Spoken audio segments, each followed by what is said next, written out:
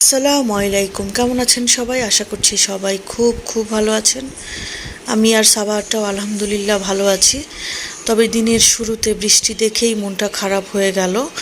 মানে বৃষ্টি দেখলে মানে এরকম ফ্যাসফ্যাসা বৃষ্টি দেখলে আমার ভালো লাগে না, কিন্তু ঝুম বৃষ্টি একদম অনেক জোরে বৃষ্টি হবে সেটা দেখতে খুব ভালো লাগে।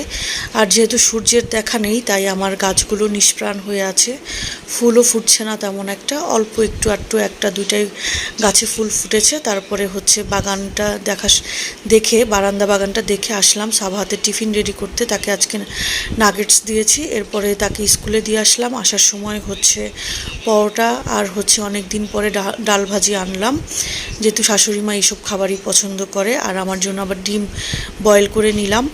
আম্মুর নির্দেশ আছে যে হচ্ছে প্রতিদিন 2টো করে ডিম খেতে হবে।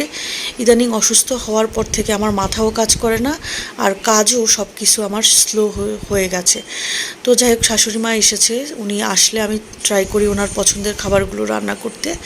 আজকে এখানে হচ্ছে রুই মাছের মাথা টাথা দিয়ে আমি শিমের বিচি রান্না করেছি, সাথে হচ্ছে গতকালকের মাছ এনেছিলাম যে ছোট মাছগুলো, সেখান থেকে হচ্ছে পুঁটি মাছটা চচ্চড়ি করে নিলাম। চচ্চড়িটা মাখানোটা দেখাইনি, এটা অনেক সব আপুরাই পারে তো, কিন্তু খেতে এত মজা হয়েছে। কিন্তু কাজের আপাকে দিয়ে মাছ কাটিয়ে আমি যে কি মানে আমার ক্ষতি করেছি। উনি মাছ তো কাটতেই পারে না, মাছগুলো পুরো থেতলে মেতলে ফেলেছে। তো যাই হোক, রান্নার ফাঁকে দুষ্টু সাবারটাকে ডাব দিয়ে বসিয়ে দিলাম।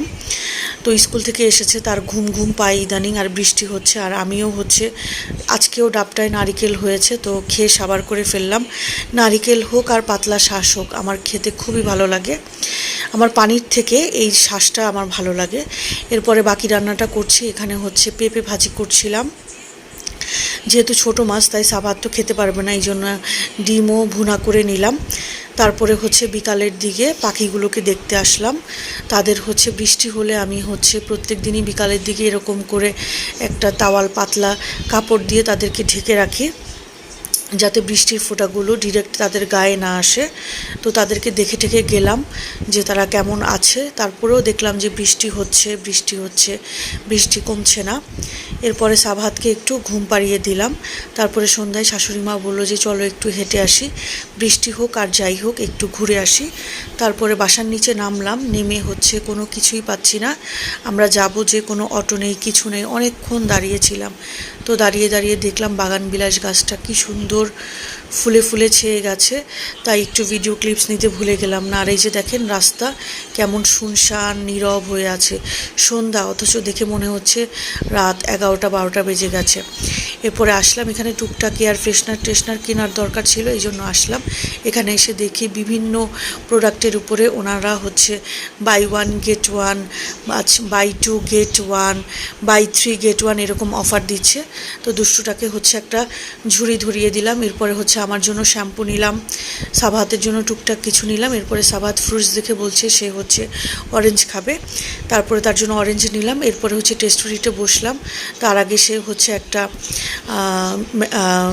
চকলেট মিল্কশেক নিয়েছে। এরপরে হচ্ছে আমার শাশুড়ি মা দই ফুচকা পছন্দ করে, ওনার জন্য নিলাম দই ফুচকা, সাবাহাতের জন্য স্যান্ডউইচ, আর হচ্ছে আমাদের 3জনের জন্য কফিটা ট্রিট দিয়েছিল টেস্টুরিটের ওই ভাইয়াটা। এরপরে হচ্ছে কফিটা খাচ্ছিলাম। তো আজকের ভিডিওটা কেমন লেগেছে অবশ্যই জানাবেন। এই ছিল আমাদের আজকের ছোট্ট একটা ভিডিও। আল্লাহ হাফেজ।